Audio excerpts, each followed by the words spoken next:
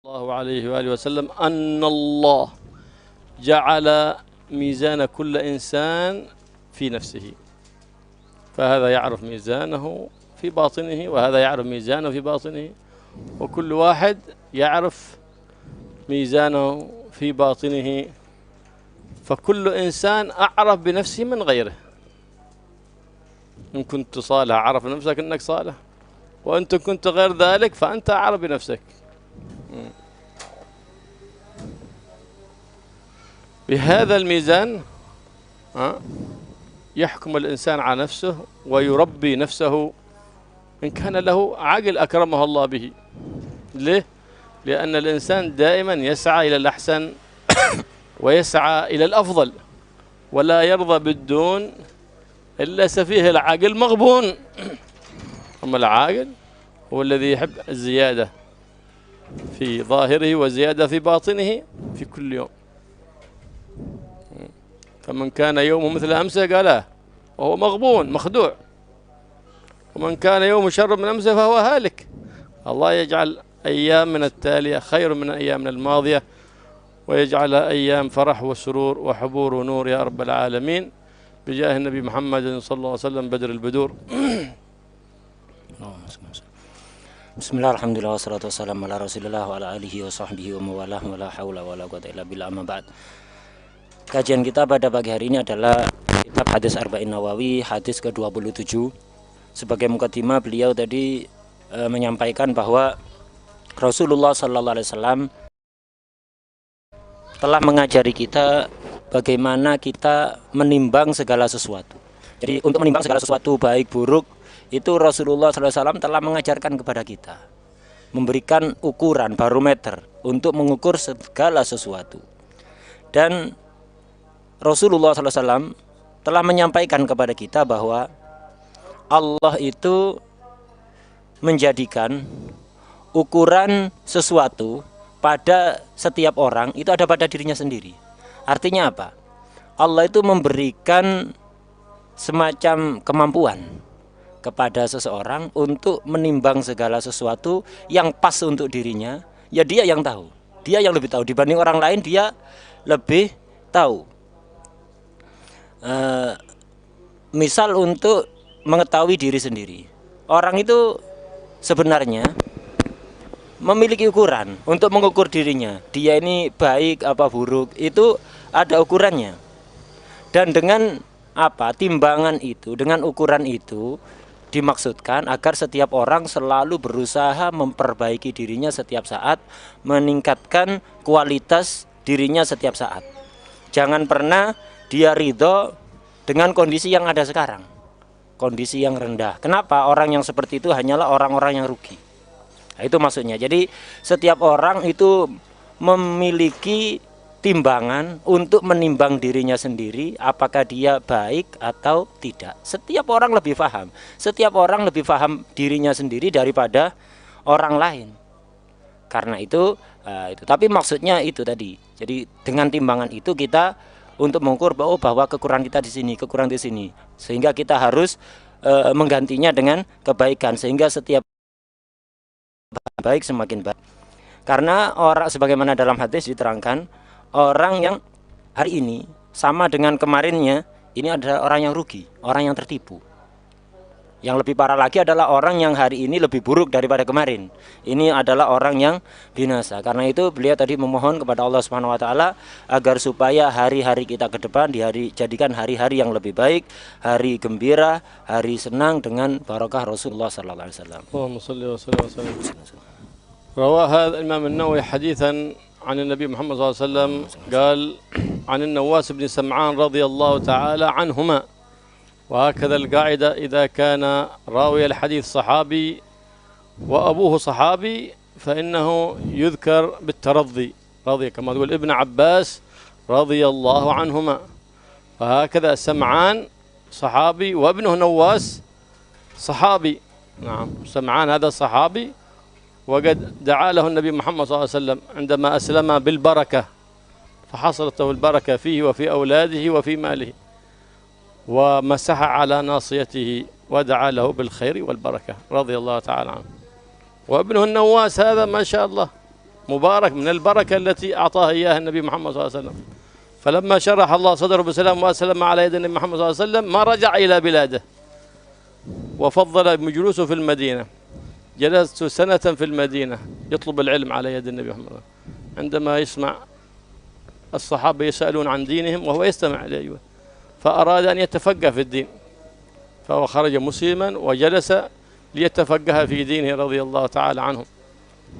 ثم بعد ذلك رجع إلى قومه ليفقههم في الدين.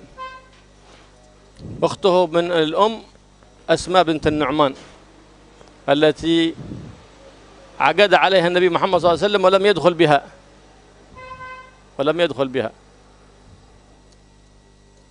لقصة وقعت هناك، يسمونها أسماء المتعوذة.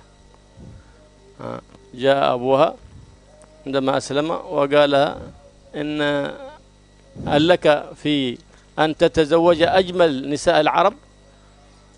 فأثنى عليها وإنها أسلمت وأحبتك وأتخطب إليك نفسها، هي تخطبك للزواج يا رسول الله، تحب من محبتها. وكانت متزوجة ابن عم لها فمات عنها، فعقد أبوها ونكحها بالنبي محمد صلى الله عليه وسلم، ثم أرسل في إحضارها، فجاءت إلى المدينة المنورة. فالنساء من عادتنا الفضول، نزل في بيت نزل يتفرجون لها، فرأوها أنها صحيح الكلام أنها أجمل نساء العرب، لم تكن من أجملهم فهي أجملهم. فلما خرجنا عندها تحدثت المدينة بجمالها البارع. وهذا النساء من أول بين يعني غيرة النساء تحصل من قديم، فهذه تتزوجها هذه جمال بارع فتنافس الباقيات. فحسدناها الحسد من قديم كذا، حسدناها مسكينة. الله يغفر لها. وقال لها إن كذا جمال حسن وذا كذا وذا. والعادة المرأة إذا تريد أن تحظى بمكانة عند زوجها بجمالها وهكذا، إذا دخل عليها زوجها إذا أراد أن يلمسها تتعوذ منه. مسكينة هي قلبها سليم هذا، وذاك نسوة قلوبهن لئيمة غرنا منها من شدة جمالها. فلما قدمت تجهزت لأن يدخل بها رسول الله صلى الله عليه وسلم، فلما أغلق الباب وأرخى السترة أراد أن يمسك، قال أعوذ بالله منك. فقال له النبي استعذت بمعاذ، أي التجأت إلى من إليه التجأ الله سبحانه وتعالى. الحقي بأهلك، خلاص ارجعي الستار، الحقي بأهلك. على طول حملت إلى أهلها إلى بلدتها، فتشاءم بها أهلها إنك امرأة غير مباركة. قالت لا بل خدعت. ايش هذا؟ قال للنسوة استعيذي، فتعوذت، فقال الحقي بأهلك. فصار عندها حسرة في قلبها وكمد وحزن شديد. فلما رجعت إلى أهلها خلاص اعتزلت الناس، لا بغت تشوف حد ولا لشدة محبتها للنبي محمد صلى الله عليه وسلم، وهي تتمنى أن تكون معه في غرفة واحدة. لكن النبي صلى الله عليه وسلم خلاص مهما كان جمالك، مهما كان، ما دام تعوذت بالله من خلاص. فقد التجأت إلى معاذ، أن الله من التجأ إليه ألجأه الله سبحانه وتعالى، فصار بالتعوذ هذا حرمة خير كبير. وما كانت تريد ذلك هي، لكن النسوة صويحبات يوسف كدنا لها كيدا وحسدنها، فاعتزلت، فصارت جلست تختلي لعبادة ربها. وماتت في خلافة سيدنا عثمان كمدا وحزنا، ولم تتزوج بعد ذلك بأحد. كل ذلك بكلمة علمناها، وهي لا تدري المسكينة ما معنى هذه الكلمة. فينبغي الإنسان ما يتكلم بكلمة إلا ويعرف عاقبتها. لأن الكلام ما دام في لسانك تملكه ما خرج من الشفتين، فإذا خرج عن الشفتين ملكك، صار يملك كلام. إيش فهي لو سكتت لكانت من أحظى أزواجها، لكن سبحان الله لله حكمة في ذلك. فهذه هي قصة المتعوذة أسماء بنت النعمان، كانت من أجمل نساء العرب، فحسدنها النسوة ودللنها طريق غير صحيح وهي تظنه صحيح، فسلكت فيه فتبين لها لؤم تلك النسوة، وما ظنت أن أحد يضمر الغل لأحد ولا البغض لأحد، لا النساء إن كيدهن عظيم. الله يقول إن كيد الشيطان كان ضعيفا، لكن يوم ذكر المرأة إيه قال؟ إن كيدهن عظيم، لأن ما من مرأة إلا وهو مقترن معها شيطان فصار عظيم. أما شيطان قد يخلو كيده عن كيد النساء، نعم، لكن كيد المرأة لا ينفك عنه كيد الشيطان. إن كيدهن عظيم، يستعظمه الله سبحانه وتعالى. الله يحفظها من كيد النسوان وكيد الجيران وكيد كل من له كيد، ويجعل كيد الكائدين في نحورهم ويرجع كيدهم عليهم وعلى بنيهم وعلى أحب الناس إليهم، ويحفظنا وإياكم من كيد الكائدين وحسد الحاسدين وأذية المؤذين يا رب العالمين، بجاه النبي محمد الرؤوف الرحيم صلى الله عليه وسلم.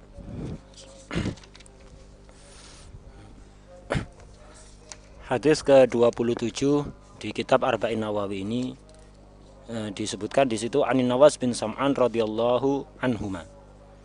Jadi diriwayatkan dari Sayyidina An-Nawas bin Sam'an radhiyallahu anhuma. Jadi semoga Allah meridai keduanya. Kenapa kok radhiyallahu anhuma bukan radhiyallahu anhu? Karena kaidahnya dalam ilmu hadis, kalau perawi hadis itu sahabat dan abahnya sahabat, maka kita bertarodhi atau mendoakan radhiyallahu anhuma untuk keduanya. Jadi beda kalau perawinya sahabat, abahnya bukan sahabat, maka kita ucapkan radhiyallahu anhu. Tapi kalau perawi hadis itu sahabat dan abahnya juga sahabat, maka kita doakan dua-duanya, perawi dan abahnya, radhiyallahu anhuma, semoga Allah meridhai keduanya. Dua-duanya ini adalah sahabat.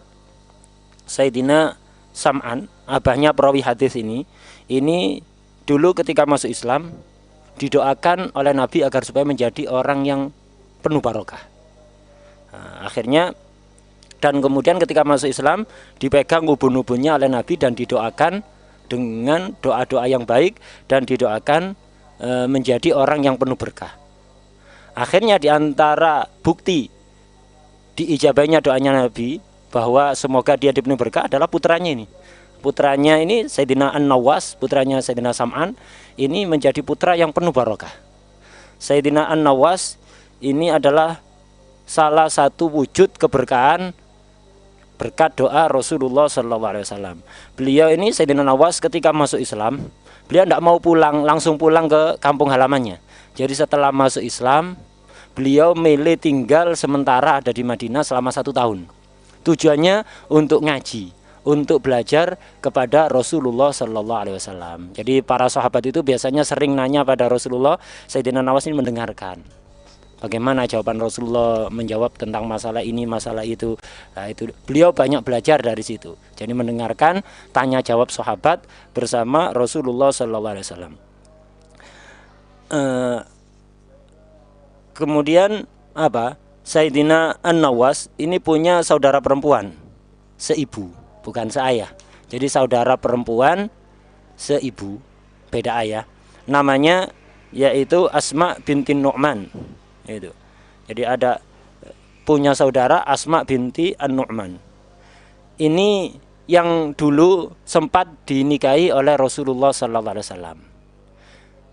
Jadi orang tuanya ini menawarkan, jadi keluarganya Asma binti An-Nu'man ini menawarkan kepada Rasulullah SAW, apakah Anda berkenan untuk menikahi ini Asma binti An-Nu'man. Ini adalah perempuan yang bisa dikatakan tercantik di Arab saat itu.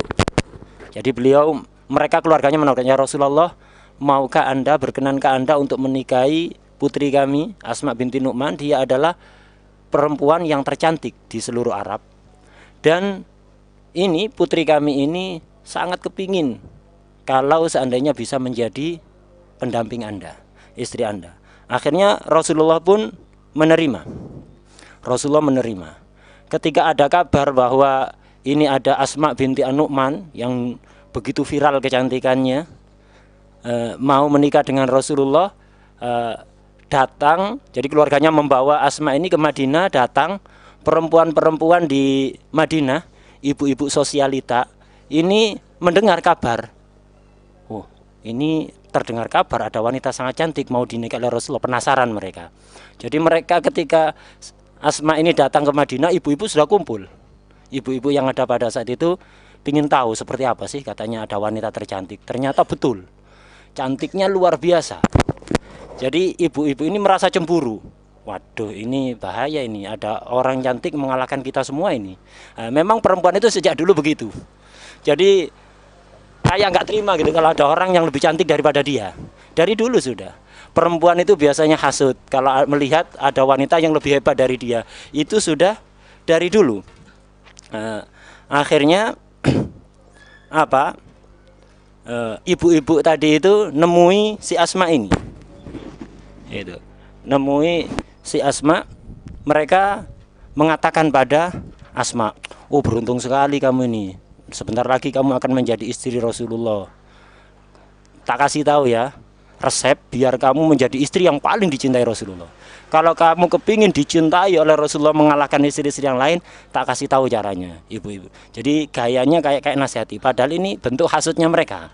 Karena yang tidak terima ada orang yang lebih cantik daripada mereka itu. Akhirnya mereka ngasih tahu begini. Nanti kalau kamu sudah menjadi istri Rasulullah, pertama kali Rasulullah masuk ke kamarmu, sebelum menyentuh kamu, kamu katakan begini, a'udzubillahi minka. Aku minta perlindungan dari Allah dari kamu, dari Anda.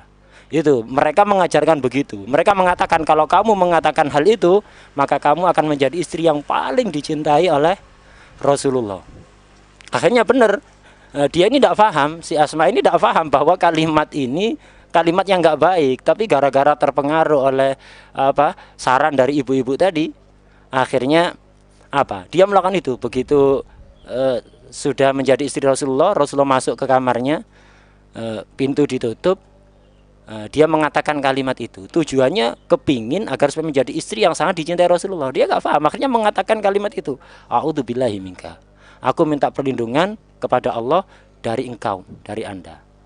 Rasulullah langsung menjawab, itu uttabima'at. Jadi engkau telah minta perlindungan kepada zat yang kalau diminta perlindungan pasti akan memberikan perlindungan.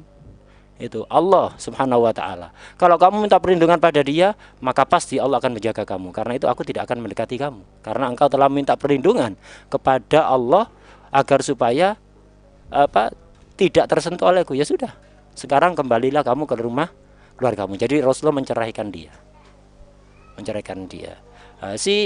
Asma ini bukan bermaksud buruk, bukan bermaksud kurang ajar kepada Rasulullah SAW, tidak. Dia niatnya baik, tapi dia mengucapkan kata-kata yang dia tidak mengerti apa maksud dari kata-kata itu. Karena itu ini bisa menjadi pelajaran bagi kita, bahwa kita itu janganlah mengucapkan kalimat kalau kita belum tahu kira-kira akibatnya seperti apa. Ucapkanlah kalimat hanya yang kita tahu persis kalimat itu akan berakibat baik untuk kita. Kalau berakibat buruk atau tidak tahu, kita bingung, ini akibatnya kalau saya ngomong gini, ini apa akibatnya, jangan diucapkan. Pelajaran dari kisah Asma binti An-Nu'man ini. Karena perkataan itu kalau masih di dalam mulut kita belum keluar, maka kita akan bisa mengendalikannya. Tapi kalau kata-kata itu sudah keluar dari mulut kita, kita akan dikendalikan kata-kata itu. Kita tidak akan bisa mengontrolnya, sudah tidak bisa mengendalikan. Kita yang akan dikendalikan. Dan beginilah, kita perlu waspada juga. Pelajaran kedua yang perlu kita waspadai adalah hati-hati dengan rekayasa perempuan, rekayasa wanita. Allah Subhanahu wa ta'ala di dalam Al-Quran mensifati kaidus syaitan, rekayasa setan itu lemah. Inna kaidas syaitani kana dhaifa, kata Allah dalam Al-Qur'an. Rekayasa setan itu lemah. Karena itu yang ikut tipu daya setan hanyalah orang-orang lemah. Kalau orang kuat tak bisa ditipu setan itu. Tapi bagaimana ketika Allah menjelaskan tipu daya Suwaihibatu Yusuf, yaitu tipu daya perempuan, rekayasa perempuan, Allah mensifati inna kaidahun azim. Hati-hati, rekayasa tipu daya para wanita itu besar. Nah, jadi Allah ketika mensifati rekayasa setan disifati dengan rekayasa yang lemah. Tapi ketika mensifati tipu daya wanita, perempuan, disifati dengan tipu daya yang besar. Kenapa? Karena setiap perempuan ketika melakukan rekayasa itu akan ditemani setan yang banyak. Tapi kalau setan mau menipu seseorang, dia sendirian setan ini, karena itu lemah. Tapi kalau perempuan melakukan tipu daya, pasti banyak supporternya dari kalangan setan, karena itu menjadi tipu daya yang sangat besar. Nah, karena itu hati-hatilah. Karena itu kemudian beliau tadi berdoa kepada Allah Subhanahu wa taala, semoga kita dihindarkan, dilindungi oleh Allah dari tipu daya wanita, dari tipu daya tetangga, dari tipu daya orang yang hasud dan siapapun yang berbuat jelek kepada kita, dan semoga Allah mengembalikan tipu daya itu kepada mereka, kepada keluarga mereka, dan kepada orang-orang yang paling mereka cintai. روى حديثا عن النبي محمد صلى الله عليه وآله وسلم قال البر حسن الخلق. البر اسم جامع لصنوف الخير كلها. البر ما الذي يجمع لك البر كله؟ قال حسن الخلق. حسن الخلق هو الدين كله، هو الخير كله. حسن الخلق يجمع للإنسان خير الدنيا وخير الآخرة. التخلق بالأخلاق الحسنة المرضية بآداب الشريعة. ذو خلق حسن يعني معنى هذا أنه يجتنب المحرمات وفعل المأمورات. ما شاء الله فلان ذاك أخلاق طيبة عالية ما شاء الله وهو ما يصلي. من الأخلاق هذه؟ أخلاق طيبة يعني بالأفعال مرضية مع الله، مرضية مع عباد الله. فالذي لا يصلي لكنه ذا أخلاق، هذا ما هو خلق، ماذا خلق؟ ليس ذو خلق حسن، يمكن فيه شيء من الخلق لكن لم يستكمل أخلاقه.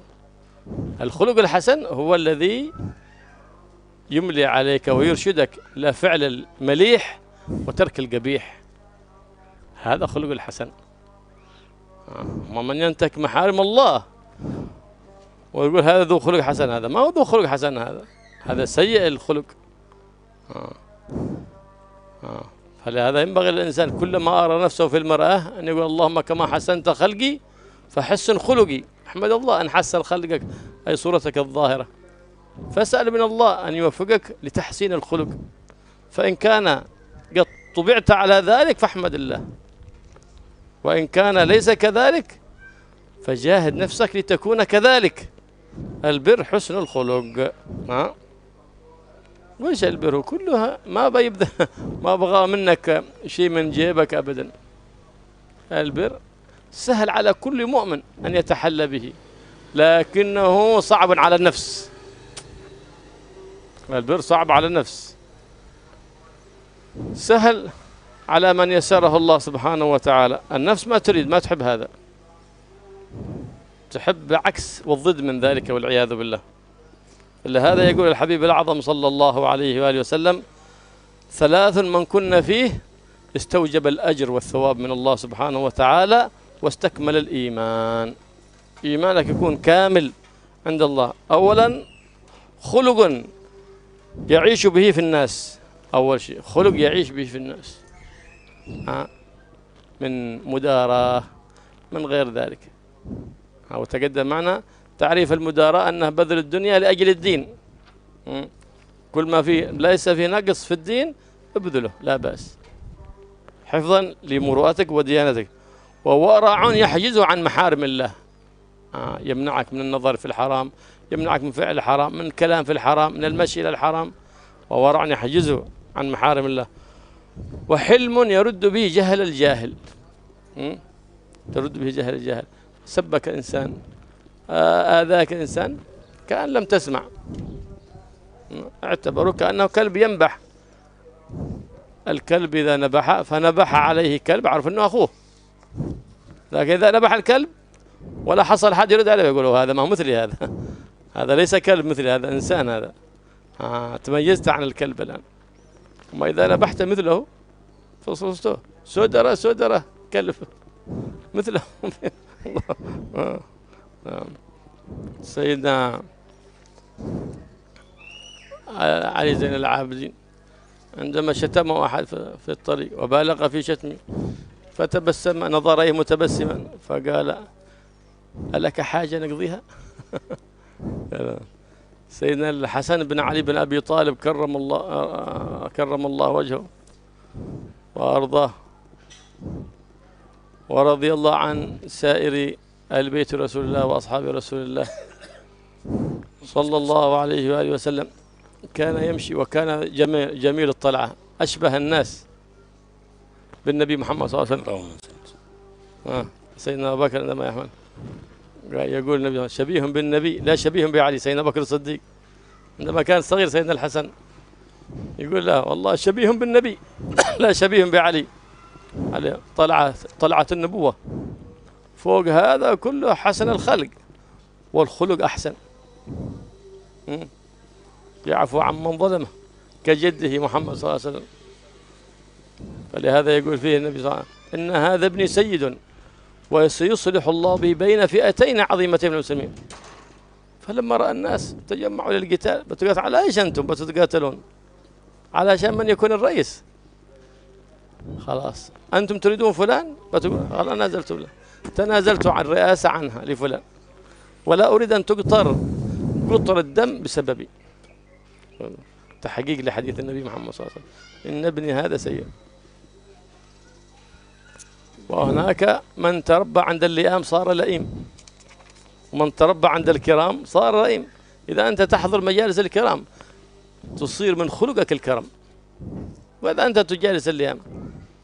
فالسؤال هنا بعض الأحيان قد يقول الإنسان أهل الكرم ولا يصار إليه، نقول هذا لخلل في باطنه أو لغرض في نفسه ما صاحبهم لله سبحانه وتعالى. دخل المسجد يمشي سيدنا الحسن على هيئة النبوة، فلقيه رجل حسدا وبغضا سبه وشتمه. فلما انتهى من ذلك فالتفت إليه سيدنا الحسن قال: غفر الله لك، فإنك لو استعنتنا لا عناك، ولو استرشدتنا أي طلبت من الإرشاد والنصح لرشدناك، لعلك من الشام أنت. ومثلا جاوروا أهل الشام، جاوروا الدولة الظالمة دولة بني أمية، يبغضون أهل بيت النبي محمد صلى الله عليه وسلم، تربوا على بغض النبي محمد صلى الله عليه وسلم وبغض أهل بيت النبي محمد صلى الله عليه وسلم. كانوا يبغضون سيدنا علي. في الشام كانوا يسبون سيدنا علي في المنبر، على المنبر، حتى اعتقد الشباب ذولا أن هذا من السنة، قاتلهم الله. حتى جاء عمر بن عبد العزيز وحذف سب سيدنا علي من على المنابر، وأبدلها بالآية المباركة قوله تعالى: إن الله يأمر بالعدل والإحسان وإيتاء ذي القربى وينهى عن الفحشاء والمنكر والبغي لعلكم تذكرون. فلو التفت إليه قال: لعلك أنت من الشام، لأن لكم بنو أمية بثوا عندكم مفاهيم يجب أن تصحح، لا مفاهيم يجب أن تصحح. فكانوا يحقدون ويبغضون سيدنا علي كرم الله وجهه، وسر البغض والحقد منه على أبنائه بعده، وبغضوا أبنائه فسبوا وشتمه. فلما رأى الجواب الحسن من سبط جد الحسن وذلك الخلق الحسن، ولأنه قد علمه جده الأعظم أن أحسن الحسن الخلق الحسن، فلما سأل الكلام والابتسامة والكلام اللين الهين كأنما طعنني بسيف، لو طعني بالسيف ما بتأثر، فكأن الأرض تزلزلت بي. شوف زي عندما رأى هذا الخلق. وانصرف عني وليس في الدنيا أحب إلي أحد منه ومن أبيه. شو العداوة والبغضاء تحول إلى محبة، بس محبة عالية جم. هكذا إذا قابلت السيئة لم تقابلها بالسيئة، زيد البغضاء والحسد. لكن إذا قابلت السيئة بالحسنة فإذا الذي بينك وبينه عداوة كأنه ولي حميم صديق محب جدا. شفت كيف؟ بيش هذا تحول؟ بالأخلاق الحسنة. الله يكرمنا بالأخلاق الحسنة ويجعل أخلاقنا حسنة اقتداء بسيدنا الحسن وبجده سيدنا محمد صاحب الخلق الحسن صلى الله عليه وآله وسلم.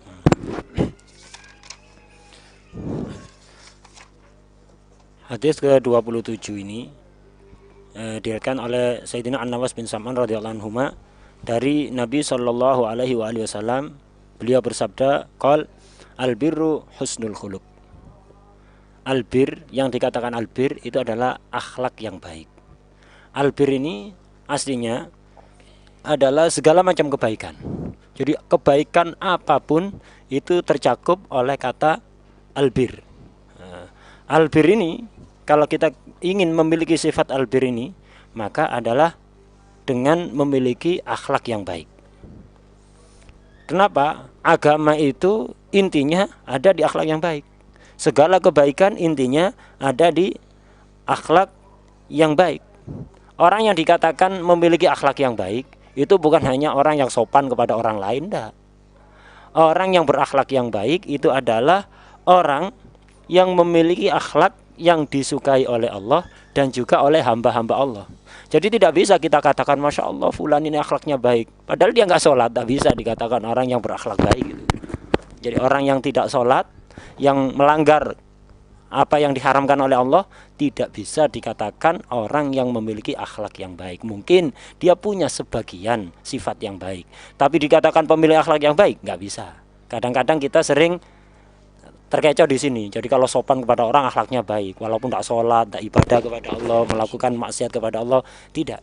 Jadi untuk bisa dikatakan memiliki akhlak yang baik harus dua-duanya, memiliki akhlak yang diridhai oleh Allah Subhanahu wa taala dan juga hamba-hamba Allah Subhanahu wa taala. Akhlak yang baik ini akan selalu menuntun seseorang untuk melakukan semua perbuatan baik dan meninggalkan semua perbuatan yang buruk. Karena itu kita dianjurkan setiap saatnya untuk meminta agar supaya akhlak kita ini dijadikan menjadi akhlak yang baik, dikaruniai akhlak yang baik, khususnya ketika berkaca, bercermin. Ketika kita bercermin, maka doa yang diajarkan oleh Rasulullah SAW adalah Allahumma kama ahsanta khalqi fa hassin khuluqi. Ya Allah, sebagaimana Engkau perindah bentuk zahirku, maka perindahlah juga akhlakku. Kalau Anda termasuk orang yang memang sejak awal sudah memiliki sifat yang baik, udah, jangan tertipu, jangan terbujuk, jangan bangga diri, tapi pujilah Allah Subhanahu wa taala. Tapi kalau sebaliknya Anda memiliki sifat yang kurang baik, maka selalulah berusaha untuk menghilangkan sifat tersebut. Berbuat baik, berakhlak yang baik ini gampang. Tidak perlu kita mengeluarkan biaya. Tidak perlu mengeluarkan uang sepeser pun dari saku kita. Itu. Berbuat baik ini gampang bagi orang yang dibantu oleh Allah Subhanahu wa taala. Cuman memang berat untuk nafsu. Jadi nafsu kita akan berusaha mencegah kita untuk memiliki sifat yang baik. Gitu. Di dalam salah satu hadis itu Rasulullah Sallallahu Alaihi Wasallam pernah bersabda, kurang lebih artinya, orang yang tidak memiliki 3 hal yang akan diterangkan sebentar lagi, berarti dia belum mencicipi nikmatnya iman. Jadi dia belum memiliki cahaya keimanan, rasa keimanan. Orang yang tidak memiliki 3 hal ini. Yang pertama itu khulukun yudari bihin nas. Akhlak untuk akhlak yang baik di dalam berinteraksi dengan orang lain, mudaroh. Pada beberapa kajian yang lalu beliau pernah mengupas tentang mudaroh ini. Apa itu mudaroh? Mudaroh itu intinya adalah kita mengorbankan sebagian dunia kita untuk menjaga agama, untuk menjaga harga diri. Ini namanya mudharoh. Kadang-kadang kita perlu mengorbankan dunia kita, harta atau yang lainnya demi menjaga harga diri dan demi menjaga agama. Ini namanya mudharoh. Orang yang tidak bisa mudharoh berarti dia belum merasakan iman. Satu. Kemudian yang kedua adalah wara'un yahjuzuhu anil maharim. Wara' yang bisa, sifat kehati-hatian yang bisa mencegah dia untuk melakukan hal-hal yang diharamkan oleh Allah. Orang yang tidak memiliki kehati-hatian, tidak memiliki wara' yang bisa menghalangi dia dari sesuatu yang diharamkan oleh Allah, berarti belum merasakan nikmatnya iman. Dan yang ketiga adalah ilmun yaruddu bihi jahlal jahil. Ilmu untuk menolak kebodohan orang yang berlaku bodoh, berperilaku bodoh. Ada orang mencaci, kok dibalas mencaci? Berarti dia tidak punya ilmu untuk menghadapi orang yang bodoh. Disakiti, balas menyakiti. Berarti dia tidak punya ilmu untuk bagaimana caranya bersikap benar kepada orang yang bertindak bodoh. Ini orang yang tidak memiliki ilmu seperti itu berarti belum merasakan nikmatnya iman. Udah, kata beliau tadi berpesan, kalau ada orang mencaci kita, memaki kita, menyakiti kita, anggap saja itu adalah anjing yang menggonggong. Kalau ada anjing menggonggong kita balas, Anda balas, berarti Anda adiknya anjing. Itu sama. Itu. Tapi kalau ada orang memaki kita, kita diam saja, orang itu akan sadar, oh berarti dia bukan anjing yang saya caci ini manusia ini. Itu. Tapi kalau Anda balas, Anda dianggap adiknya. Itu. Karena itu jadilah orang yang tidak pernah membalas gangguan atau cacian dari orang lain. Sebagaimana yang dicontohkan oleh para cucu-cucu Rasulullah SAW. Di antaranya adalah Sayyidina Ali Zainal Abidin. Sayyidina Ali Zainal Abidin ini pernah suatu saat di hadapan orang banyak dicaci maki habis. Dari A sampai Z. Semua cacian sangat panjang. Beliau hanya diam, mendengarkan apa yang diucapkan. Setelah selesai orang itu mencaci maki habis-habisan, beliau hanya senyum dan mengatakan pada orang yang mencaci, apa ada yang bisa saya bantu? Saya siap. Kalau kamu perlu bantuan, siap saya untuk membantu Anda. Ini akhlak cucu Rasulullah SAW. Begitu juga yang seperti yang dicontohkan oleh Sayyidina Hasan bin Sayyidina Ali bin Abi Thalib, cucu Rasulullah SAW. Sayyidina Hasan ini juga sama, pernah dicaci maki habis. Dicaci maki habis. Karena memang di zaman itu banyak sekali orang yang benci kepada beliau, Sayyidina Hasan bin Ali ini. Sayyidina Hasan bin Ali ini itu orangnya sangat rupawan, sangat tampan, orang yang paling mirip dengan Rasulullah SAW. Sejak masih kecil, ketika masih kecil pernah digendong oleh Sayyidina Abu Bakar As-Siddiq. Sayyidina Abu Bakar As-Siddiq kemudian bersyair itu, yang isinya adalah ini Sayyidina Hasan lebih mirip dengan Nabi, tidak mirip dengan Sayyidina Ali abahnya. Karena memang tampan rupawan luar biasa, orang yang paling mirip dengan Rasulullah SAW. Di samping tampilan luar yang begitu rupawan, akhlaknya juga luar biasa, persis seperti Rasulullah SAW. Jadi dohir batin itu sama dengan Rasulullah SAW. Selalu memaafkan orang yang mendolimi, tidak pernah membalas orang yang mendolimi. Dan beliau berusaha menenangkan kalau terjadi kekacauan, terjadi fitnah. Dan itu sudah pernah dikabarkan oleh Rasulullah SAW sejak beliau masih kecil. Ketika beliau masih kecil, pernah Rasulullah itu tiba-tiba mengatakan, Inna ibni hadza sayyid. Anakku ini adalah seorang pemimpin. Anakku maksudnya cucuku ini adalah seorang pemimpin. Dan suatu saat nanti akan terjadi keributan sangat hebat, sangat dahsyat, sangat besar di antara dua kelompok besar umatku. Umat Islam nanti suatu saat akan terpecah menjadi dua kubu yang sangat besar yang akan menimbulkan keributan sangat besar. Dan putraku inilah yang akan mendamaikan mereka. Rasulullah pernah mengkabarkan seperti itu. Dan terbukti sepeninggal Sayyidina Ali, beliau diangkat oleh orang-orang yang ada pada saat itu untuk menjadi khalifah. Tapi ada kelompok muslimin yang lain yang mengangkat khalifah yang lain. Akhirnya dua kelompok ini berseteru terus, selalu berperang ribut terus satu sama lain. Sayyidina Hasan melihat ini, apa ini? dua umat Islam kok berseteru rebutan apa ini? Akhirnya beliau berkhutbah, berpidato di hadapan orang Islam yang begitu banyak yang lagi berseteru itu. Kalian rebutan demi apa? Kalian saling berperang, saling mencaci untuk apa? Untuk jabatan. Sudah, jabatanku aku lepaskan. Aku lepaskan. Aku tidak mau dengan jabatan. Nah, akhirnya beliau mengundurkan diri dan tidak lagi memegang jabatan itu. Beliau lebih memilih jalan yang lain, tidak mau berebut jabatan. Demi apa? Beliau tidak rela kalau ada satu darah saja yang netes hanya gara-gara urusan jabatan. Akhirnya beliau, dan setelah beliau mengundurkan diri, akhirnya umat Islam menjadi damai. Nah, beliau, Sayyidina Hasan ini pernah suatu saat dicaci maki habis oleh orang.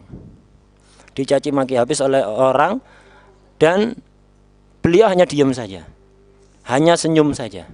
Setelah orang itu selesai mencaci maki, beliau bertanya, kamu dari Syam ya? Syam itu sekarang daerah Syria dan sekitarnya. Gitu. Ditanya, kamu dari Syam ya? Nah, karena waktu itu memang orang-orang yang ada di Syam itu banyak sekali para pembenci keluarga Nabi. Orang-orang yang sangat membenci Sayyidina Ali, banyak sekali di daerah Syam. Jadi orang-orang Syam waktu itu juga, karena ada memang sekelompok orang yang di sana yang benci kepada keluarga Nabi, akhirnya orang-orang Syam itu banyak yang terpengaruh. Itu. Dan memang begitulah, kalau kita hidup di sebuah lingkungan, mau tidak mau kita akan terpengaruh. Kalau kita hidup di sebuah lingkungan yang di situ banyak pembenci keluarga Nabi, kita mau tidak mau akan terseret, akan katut. Karena itu hati-hati di dalam memilih lingkungan, di dalam milih teman. Karena mau tidak mau itu akan terpengaruh. Dan di Syam itu, dulu itu, saking bencinya kepada Sayyidina Ali, itu kalau khutbah Jumat, di akhir khutbah kedua, itu selalu mencaci maki Sayyidina Ali.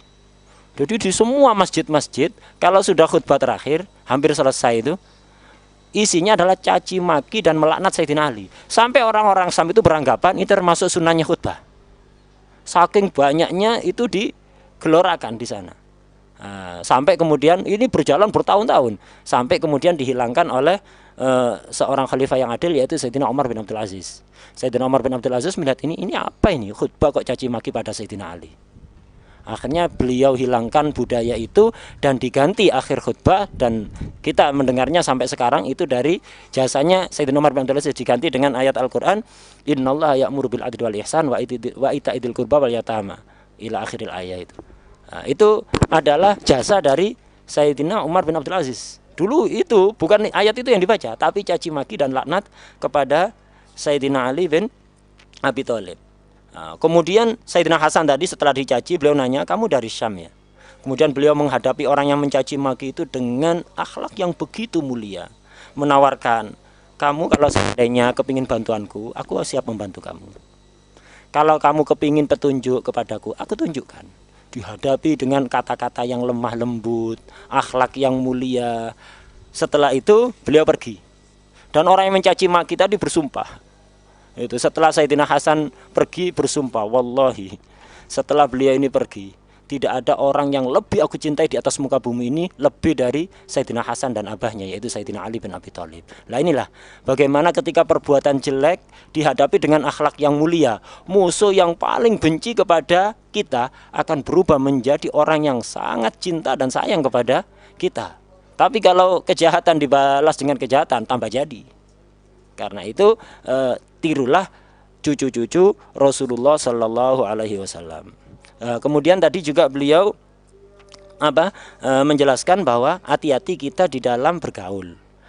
Kalau orang itu dididik oleh orang yang jahat atau sering kumpul dengan orang jahat, mau tidak mau dia akan ketularan jahatnya. Sebaliknya, kalau ada orang kumpul dengan orang mulia, dididik oleh orang mulia, mau tidak mau dia akan ketularan mulianya. Tapi kadang-kadang ada orang itu bergaul dengan orang-orang mulia, dididik oleh orang-orang mulia, tapi nggak ketularan belas, nggak menjadi orang yang mulia, tetap aja modelnya kayak gitu. Lah ini penyebabnya apa? Itu penyebabnya adalah ya berarti ada yang error pada orang tersebut, atau dia dekat dengan orang-orang mulia, ada tendensi pribadi, ada tujuan-tujuan yang kurang baik, itu yang akan menghalangi kita ketularan kemuliaannya. Qala fi tamam al-hadits al-birru إيش البر؟ حسن حسن الخلق. والإثم ما حاك في النفس، كل ما حاك اضطربت وقلقت ونفرت من النفس هذا إثم، ولا هو علامة. قال وكرهت أن يطلع عليه الناس، هذا لأن كل إنسان من جبلته يحب أن يطلع الناس عليه في الخير. لو حد طلع علي وأنا أقرأ القرآن ما أتأثر. كل إنسان لا يحب أن حد يرى عليه وهو متلبس بمعصية.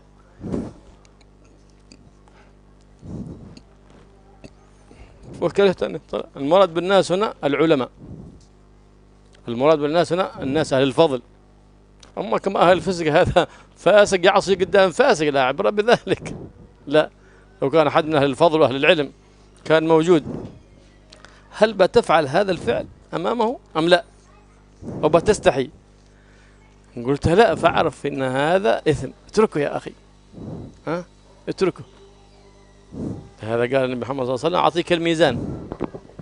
الإثم ما حاك في قلق نفسك، في خوف أن حد يدخل عليك الآن ويشوفك وأنت ترى منظر في الجوال ولا في التي في ولا غير ذلك، في خوف. لا، هم لو حتى بيكون عندي قلق هكذا، هذا إثم هذا.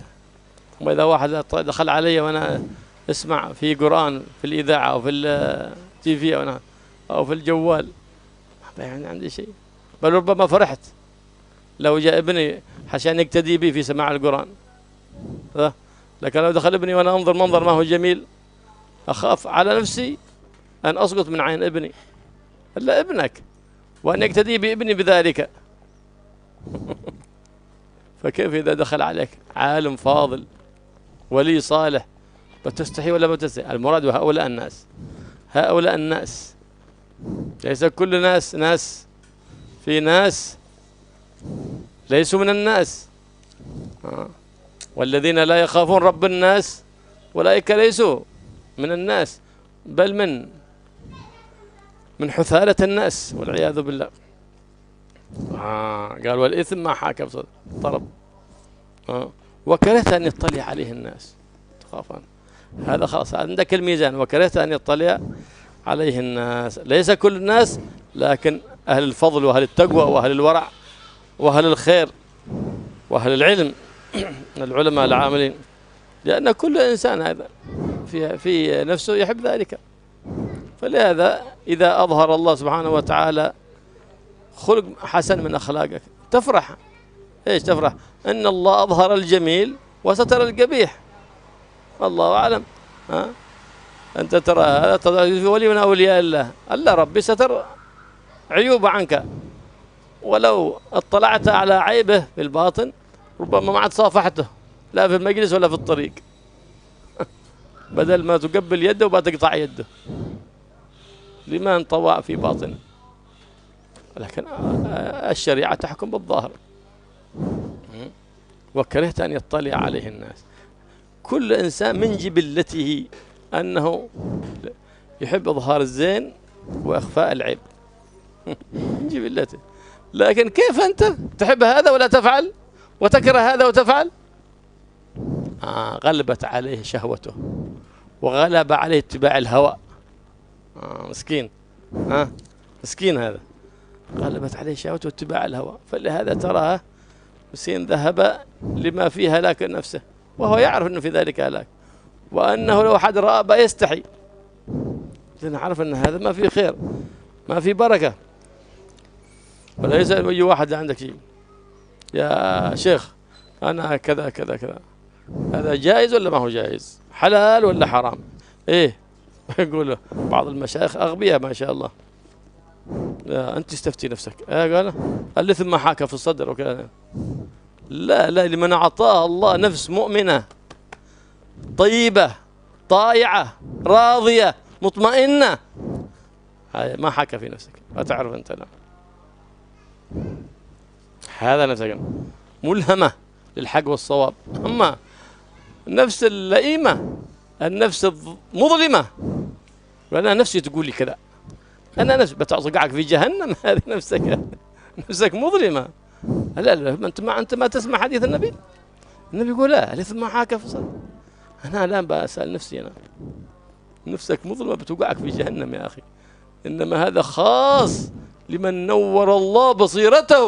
يقال أما تعال أنت تسألنا، شوف مسألتك كذا، جوابها كذا كذا كذا، فصل له الجواب الدقيق، ما تقوله بالحديث بعدين تريد أن تصلح فإذا أنت تفسد عادك الله. وهكذا بعض المشايخ مساكين عريضي القفاء، كناية عن الغباء، يريدون أن يصلحوا فإذا هم يفسدوا أكثر مما يصلحوا والعياذ بالله. الله يجعل خواطرنا سليمة ويلمنا الحق والصواب يا رب العالمين، ويجعل هوانا تبعا لما جاء بحبيبنا محمد صلى الله عليه وآله وسلم، اتباعا له في أقواله وأفعاله وفي أخلاقه يا رب العالمين.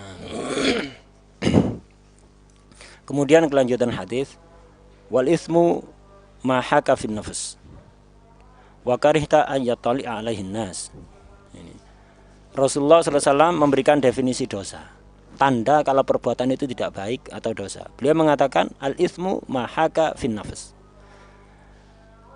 Perbuatan dosa, perbuatan tidak baik itu adalah perbuatan yang menimbulkan gejolak pada hati, rasa tidak nyaman pada hati. Ketika kita mau melakukan ini kok nggak sreg, nggak nyaman. Jadi kita merasa ada yang mengganjal, gerenjel ada di hati. Ini berarti perbuatan dosa. Termasuk tandanya lagi wa karihta ayyatali alaihin nas, dan engkau tidak senang kalau perbuatanmu itu nanti terlihat oleh orang lain. Nah, ini tanda perbuatan dosa. Tapi hati-hati dalam memahami hadis ini, banyak orang salah paham. Pertama dikatakan wal ismu ma haka fin nafs. Dosa itu adalah perbuatan yang mengganjal di hati. Hati siapa? Bukan semua orang.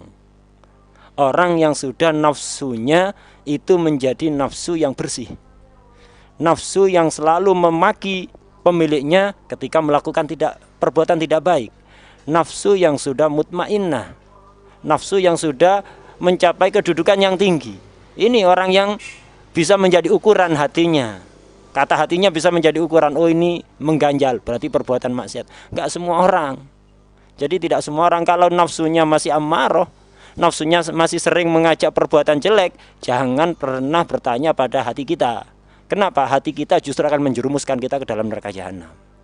Jadi kalau nafsunya masih ammaroh, tidak bisa dijadikan ukuran, waduh ganjel ke hati saya ini, berarti tidak bagus ini untuk dilakukan. Oh ini hati saya kok senang ya melakukan perbuatan ini, akan mengantarkan Anda pada jahanam kalau nafsu yang seperti itu. Dan sebagian orang kadang-kadang seorang guru, seorang syekh kadang-kadang ya itu nggak cerdas, kata beliau. Sebagian orang gitu, ada orang awam nanya, Syekh ini gimana ini hukumnya ini, halal apa haram, baik atau buruk ini.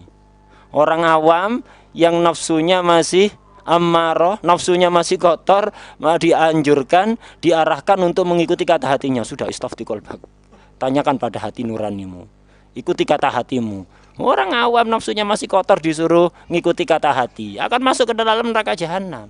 Orang awam yang nafsunya masih kotor, jangan dikasih jawaban seperti itu. Terangkan jawaban yang sedetail-detailnya. Oh ini masalah kamu ini hukumnya begini, begini, begini, begini. Terangkan yang detail. Jangan disuruh nanya pada hati nurani. Anda berarti menyuruh dia untuk masuk ke dalam neraka jahanam. Nah, ini pemahaman pada hadis. Hati-hati jangan keliru. Kemudian juga termasuk tandanya apa? Tandanya perbuatan dosa itu adalah wakarihta ayyatali alaihin nas. Kamu tidak senang kalau perbuatan itu terlihat atau diketahui oleh orang lain.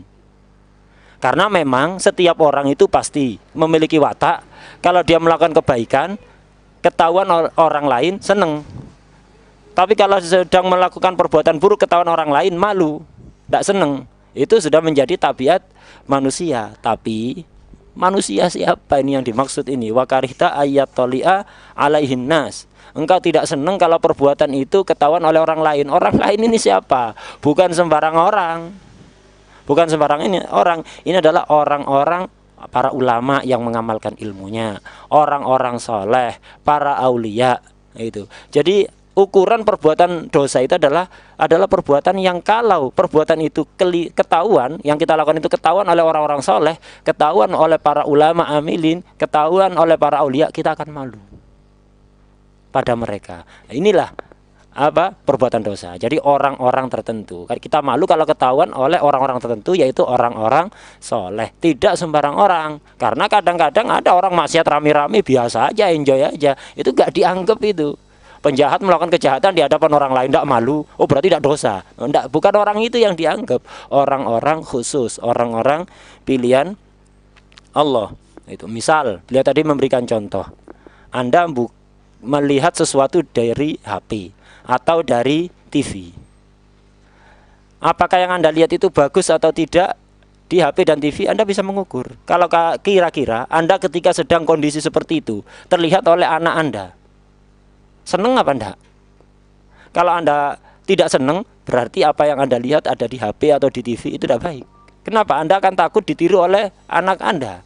Ini anak Anda, apalagi kalau ada orang-orang soleh. Anda ketika suatu saat buka HP, melihat sesuatu ada di HP atau di TV, tiba-tiba ada orang soleh masuk, kira-kira Anda malu apa enggak?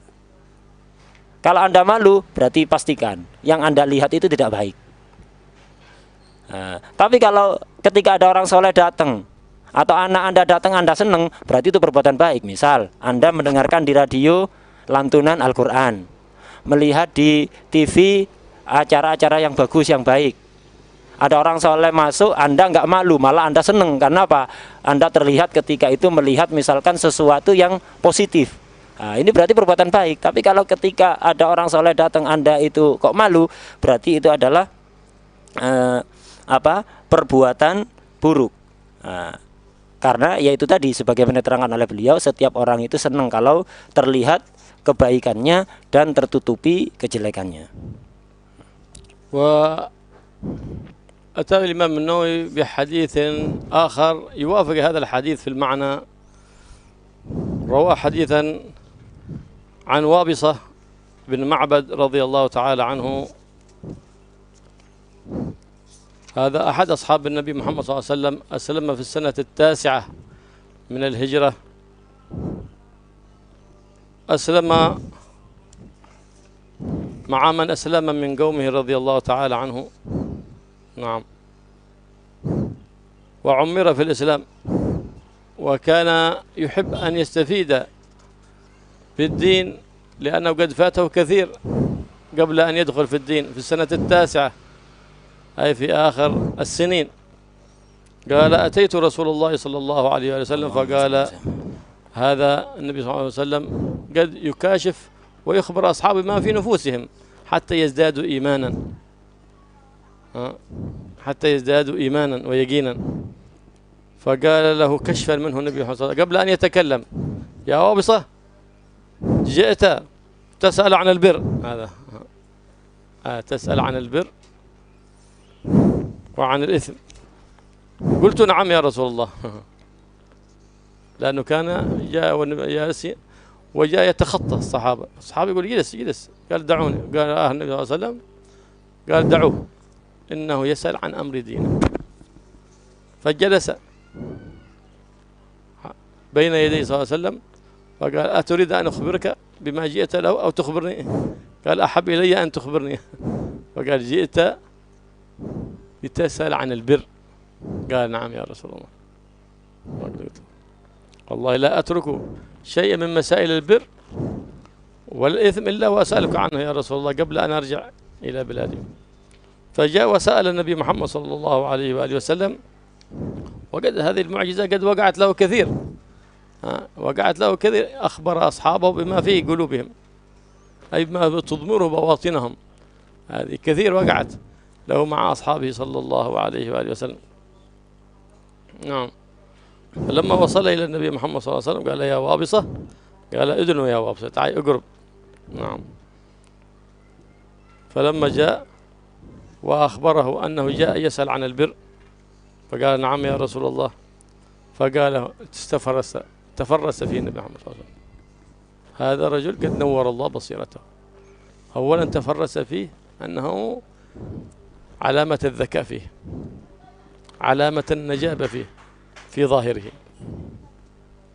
ثم بعد ذلك تفرس في باطنه فرأى له سريرة منيرة وراه قلب قد سكن فيه الإيمان ورأى نفسه هذا قد بلغت درجة النفوس المطمئنة، فلما سأله عن البر على طول أحال الأمر إليه.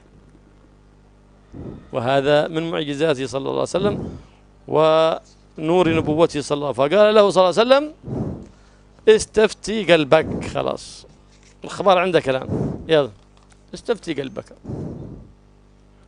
انت البر عندك داخل في قلبك، بيخبرك قلبك عن ربك، بيخبرك قلبك عن ربك سبحانه وتعالى.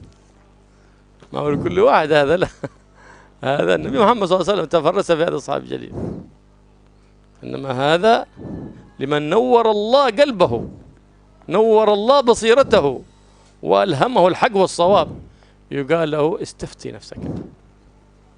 النفس المطمئنة تستفتى، النفس الملهمة الراضية المرضية تستفتى، نعم، لكن لا، النفوس الأمارة بالسوء لا تستفتى، النفوس الظلمانية ما تستفتى. ليه؟ لأنها تميل عن الحق ولا تريد إلا الباطل. أما النفس الملهمة للحق والصواب، النفس المطمئنة، فإنها تبغض الباطل كبغض النار، ولا تقرب من الباطل كما لا تحب أن تقرب من النجاسات والعذرات والعياذ بالله. رضي الله تعالى عنه وقال هذا البر ما اطمأنت إليه النفس واطمأن إليه القلب، أخبره النبي محمد صلى الله عليه وسلم. استفسر ذلك. فالبر الجامع الشامل لجميع وجوه الخير، قال له علمه ما اطمأنت إليه النفس واطمأن إليه القلب. أكد ذلك، قد يطلق النفس على القلب، قد يطلق النفس على القلب، نعم. فإذا اطمأنت النفس اطمأن القلب. والإثم ما حاك في النفس، تردد واضطرب وحصل داخل قلق وخوف، تردد في الصدر، وكرهت أن يطلع عليه الناس، هذا إثم، هذا والعياذ بالله. ما تردد في الصدر، هذا ما تردد وكرهت. ثم قال له النبي محمد صلى الله عليه وسلم وإن أفتاك الناس وأفتوك. ليه؟ لأن العالم أو المفتي قد تأتي تسأله فيخبرك في ظاهر الأمر كذا كذا كذا، فأنت في الباطن إذا أفتاك المفتي فتوى لصالحك أو حكم لك القاضي بقضاء في صالحك وأنت في الباطن تعلم أن الحق ما هو لك، وإنما أنت بحيلة أو بحسن كلام قلبت كفة الميزان حتى صار الحق لك. فإن المفتي والقاضي ما يحرم، وأن المفتي والقاضي ما يحلل لك حراما، كما قال النبي محمد صلى الله عليه وسلم قد يأتي الرجل بحسن الكلام ولسانه المدعي مسكين ما يقدر يتكلم، وجاء المدعي عليه كلام فصيح بليغ حتى يحول الحق الذي عليه له. فإذا حكمت له فإنما حكمت له بقطعة من جهنم. انتبه، أنت في باطنك تعرف أنك ظالم، انتبه أنت ظالم. المفتي والقاضي ما يغير ذلك في الأمر شيء، ولا يجعل الحرام حلال أبدا، لا أكبر مفتي ولا أكبر قاضي. وإن أفتوك وأفتوك وأفتوك. Kemudian Rasulullah Imam Nawawi radhiyallahu taala anhu meriwayatkan hadis yang senada dengan hadis tadi dari rawi yang lain. Di sini dikatakan wa an Wabisah bin Ma'bad radhiyallahu anhu. Diriwayatkan dari Sayyidina Wabisah bin Ma'bad radhiyallahu anhu. Sayyidina Wabisah ini adalah salah satu sahabat Rasulullah SAW. Beliau masuk Islam sudah agak akhir. Jadi di tahun ke-9 beliau ba'dal hijrah ini. At-Tasi'ah ba'dal hijrah. Aslam Al-Wabisah. aslama sanata ba'dal hijrah. Nah. Nah, jadi beliau ini masuk Islam itu tahun ke-9 setelah Nabi hijrah. Jadi tahun ke-9 Hijriah. Jadi sudah agak akhir sekali. Jadi di penghujung beliau ada di kota Madinah. Jadi beliau Sayyidina Wabisa ini masuk Islam sudah agak akhir, dan beliau ini berumur panjang. Umurnya sangat panjang sampai 90 tahun. Karena beliau ini masuk Islam sudah akhir, beliau ini sangat bersemangat sekali untuk mendapatkan ilmu sebanyak-banyaknya dari Rasulullah Sallallahu Alaihi Wasallam. Jadi beliau itu bertekad untuk setiap ada pertanyaan tentang apa itu baik atau buruk, selalu ingin ditanyakan kepada Rasulullah Sallallahu Alaihi Wasallam. Ini Sayyidina Wabisah. Kemudian di sini dikatakan dalam hadis, ataitu Rasulullah sallallahu alaihi wasallam faqal, "Jita tas'alanil bir?" Qultu na'am. Jadi beliau suatu saat pernah datang pada Rasulullah sallallahu alaihi wasallam. Ketika beliau datang niatnya memang ingin tanya, apa sih definisi perbuatan baik itu? Pertanda perbuatan baik itu. Beliau ingin bertanya tentang itu. Ketika ada di hadapan Rasulullah, beliau belum bertanya, langsung oleh Rasulullah dikasyaf, ibaratnya sekarang itu dikasyaf langsung. Dan sering Rasulullah seperti itu, ada orang mau nanya belum ngomong sudah dikasyaf oleh Rasulullah, sering, termasuk Sayyidina Wabisa ini. Rasulullah mengatakan, "Jita tas'alanil bir?" Kamu datang ke sini kepingin tanya tentang apa itu kebaikan? Akhirnya beliau menjawab, "Betul, Rasulullah sallallahu alaihi wasallam." Ini adalah kasyaf dari Rasulullah sallallahu alaihi wasallam, dan banyak kejadian-kejadian seperti ini. Di sebagian riwayat yang lain, pernah suatu ketika ini Sayyidina, jadi di riwayat yang lain kisah yang sama ini tapi dengan riwayat yang berbeda. Suatu saat Sayyidina Wabisa ini datang kepingin bertanya pada Rasulullah SAW tentang apa itu perbuatan baik dan apa itu perbuatan buruk. Tapi ternyata ketika nyampe di tempat Rasulullah, banyak orang di situ. Rasulullah dikerumuni oleh para sahabat. Jadi beliau tidak bisa mendekat pada Rasulullah. Karena tidak bisa mendekat dan beliau sudah selalu begitu semangatnya ingin bertanya pada Rasulullah, akhirnya beliau nerobos barisan sahabat yang mengelilingi Rasulullah. Jadi ngelangkai orang-orang itu. Para sahabat nasihati dia, udah jangan mendekat ke Rasulullah, banyak orang ini. Beliau tetap aja maju, dan Rasulullah pun melihat, membersihkan, ayo maju, mendekatlah kamu wahai Wabisa. Itu. Setelah mendekat ke Rasulullah, kemudian riwayat ini beda dengan riwayat yang disebutkan oleh Imam Nawawi di Arba'in.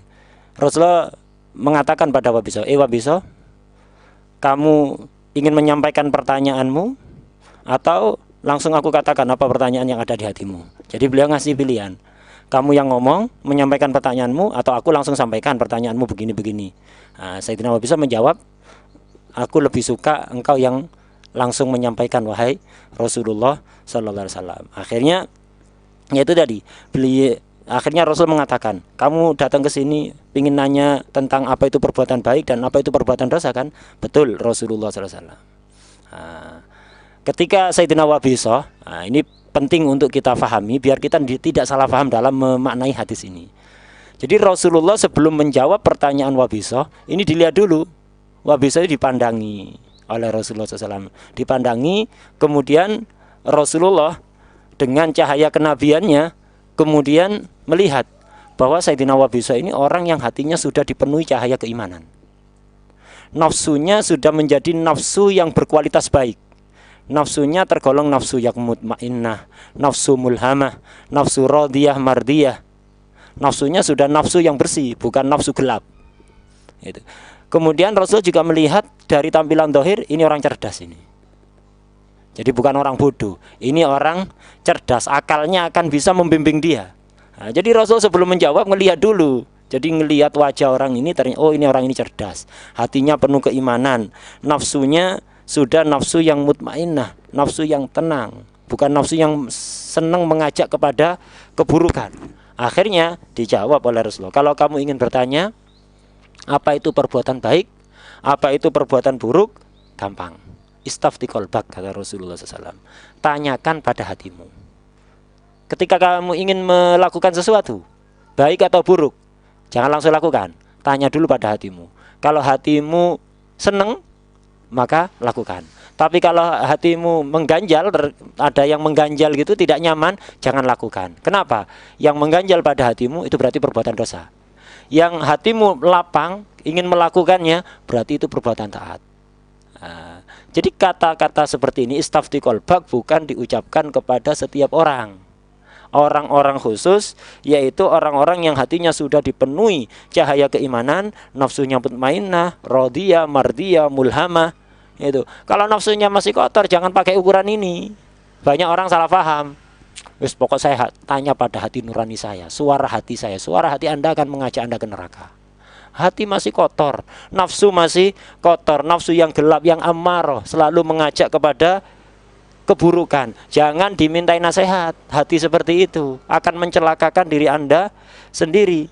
Kalau nafsu mutmainnah beda. Nafsu mutmainnah itu bukan mengajak kepada kejahatan, malah benci kepada kejahatan, benci kepada perbuatan jelek. Nah, kalimat nafsu ini kadang-kadang digunakan untuk mengibaratkan tentang hati. Jadi kadang-kadang yang dimaksud nafsu itu adalah qalb, hati.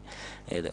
Kemudian Rasulullah SAW melanjutkan hadisnya, al-birru matma'annat ilahin nafsu watma'anna ilahil qalb. Keperbuatan baik, beliau melanjutkan setelah tadi beliau menasihatkan beliau untuk minta nasihat pada hatinya. Kemudian Rasulullah melanjutkan, perbuatan baik itu adalah sesuatu yang ketika kita tanyakan pada hati, itu hati kita akan menjadi tenang, senang. Tapi hati yang seperti tadi itu, nafsu kita akan menerima dengan lapang dada. Dan hati juga menjadi tenang. Itu. Kalau hati Anda senang, Anda tanyakan pada hati, oh iya ini bagus, hati menjadi lapang. Ini berarti perbuatan baik.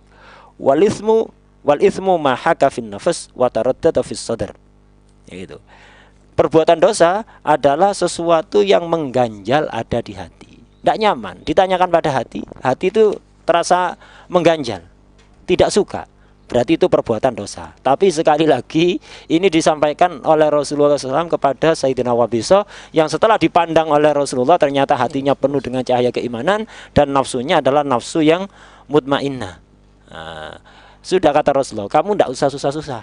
Kamu ini orangnya cerdas, hatimu penuh keimanan, kemudian nafsumu mutmainnah. Kalau kamu ingin tanya ini baik atau tidak, udah cukup nanya pada hatimu. Wa in aftakan nas wa aftauk. Walaupun orang lain berfatwa yang beda dengan kata hatimu, jangan ikuti fatwa mereka. Ikuti kata hatimu. Jangan ikuti fatwa orang lain. Kenapa? Kamu lebih tahu kondisi dirimu sendiri. Sekali lagi ini adalah untuk orang-orang khusus tadi itu. Karena apa sih? Rasulullah kok menasihatkan walaupun ada orang-orang berfatwa beda dengan kata hatimu, ikuti kata hatimu, jangan ikuti fatwa mereka. Kenapa? Karena yang namanya mufti atau qadhi itu akan memberikan fatwa atau memberikan hukum sesuai zahir.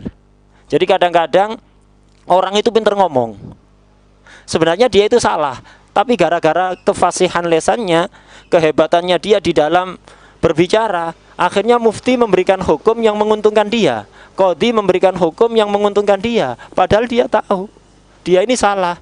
Nah, karena itu hukum dari fatwa seorang mufti, sebesar apapun mufti ini, hukum dari seorang qadhi, sebesar apapun qadhi, tidak bisa menghalalkan sesuatu yang haram atau mengharamkan sesuatu yang halal. Dalam salah satu hadis Rasulullah SAW pernah bersabda, kadang-kadang kalian datang kepada seorang hakim atau qadhi, itu kalian pinter ngomong, lesannya fasih, akhirnya diberi hukum yang menguntungkan dia, padahal kalian tahu kalian bersalah. Hati-hati, kalau kalian bersalah, tahu, kemudian kalian diberi hukum yang menguntungkan, jangan diambil. Kenapa? Berarti kalian telah mengambil jatah dari api neraka kalau seperti itu. Nah, jadi kalau orang itu hatinya sudah bersih, sudah dipenuhi cahaya keimanan, maka ikuti kata hatinya walaupun fatwa orang lain berbeda. Kenapa? Fatwa orang itu berdasar zahir, tapi Anda lebih paham kondisi hati Anda. ومثل ما وقع لابن معبد وابصة وقع لابن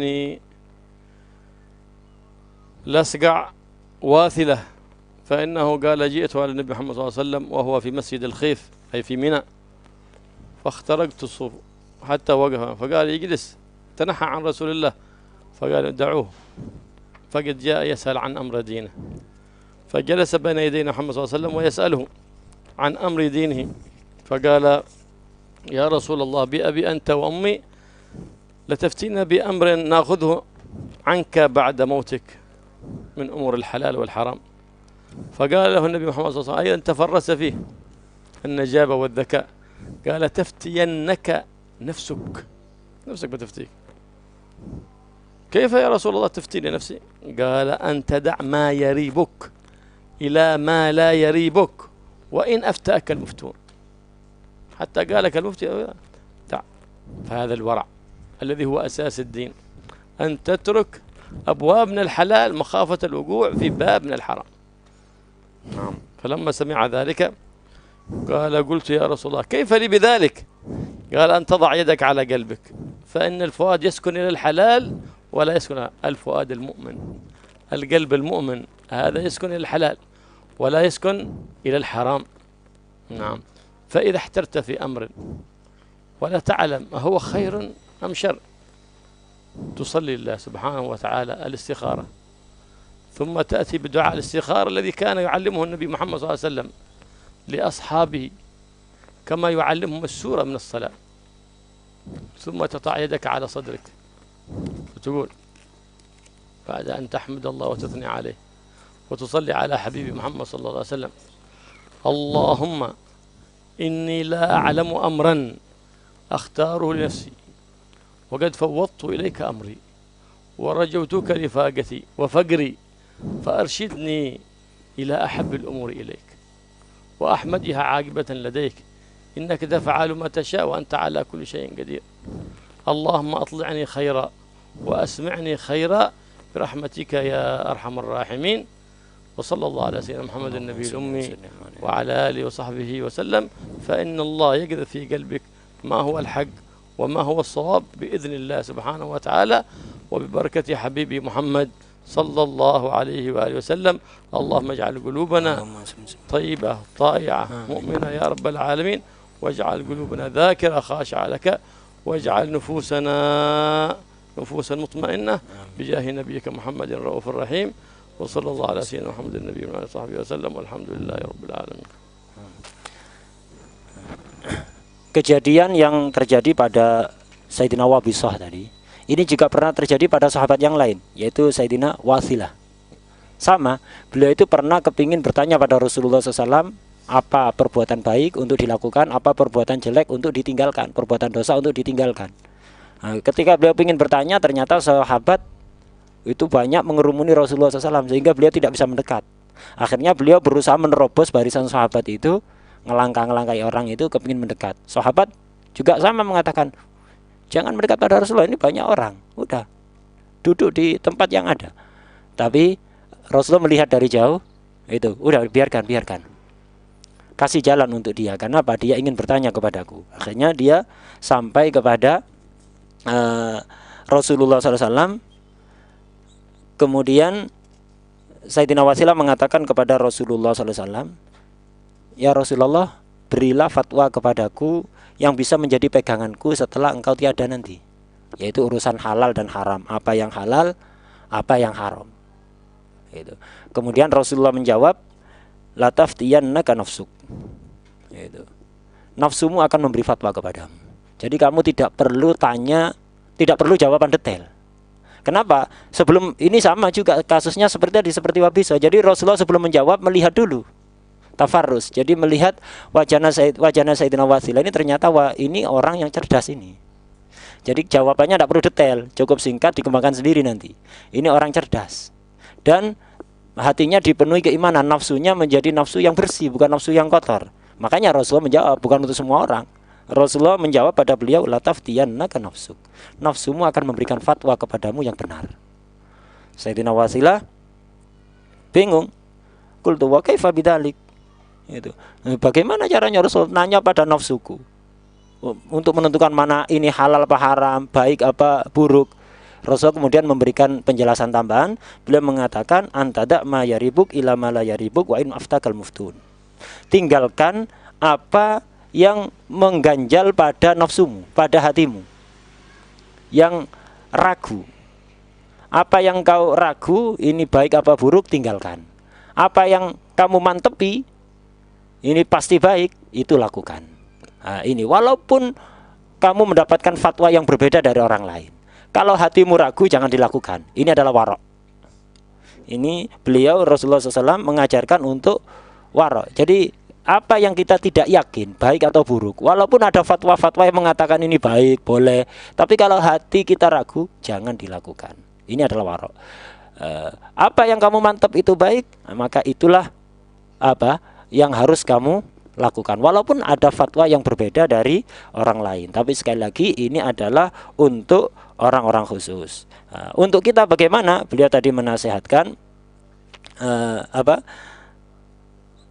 masih kelanjutan hadis. Sebelum ke sana masih melanjutkan hadis.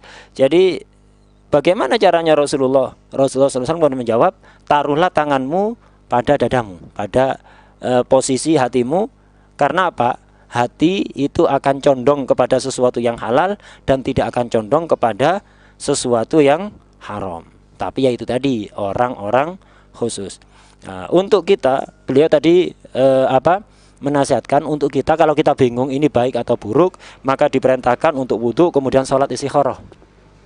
Sholat istikharah, setelah sholat istikharah, baca doa istikharah yang diajarkan oleh Rasulullah SAW kepada para sahabat, sebagaimana Rasulullah mengajarkan Fatihah. Tadi dibacakan oleh beliau doanya. Nah, insya Allah kalau kita melakukan itu, salat istikharah dan membaca doa yang diajarkan oleh Rasulullah SAW tadi, insya Allah Allah akan memberikan petunjuk kepada kita mana yang benar dan baik. اللهم اجعل نفوسنا طيبة مطمئنة طائعة حافظة تؤمن بلقائك وتقنع بعطائك وترضى بقضائك يا رب العالمين. اللهم اجعل هوانا تبعا لما جاء بحبيبنا محمد صلى الله عليه وسلم. اللهم ارنا الحق حقا وارزقنا اتباعه وارنا الباطل باطلا وارزقنا اجتنابه ولا تجعل مشتبها عليه فنتبعها برحمتك يا ارحم الراحمين. وصلى الله على سيدنا محمد النبي وصحبه وسلم والحمد لله رب العالمين بسر الفاتحة.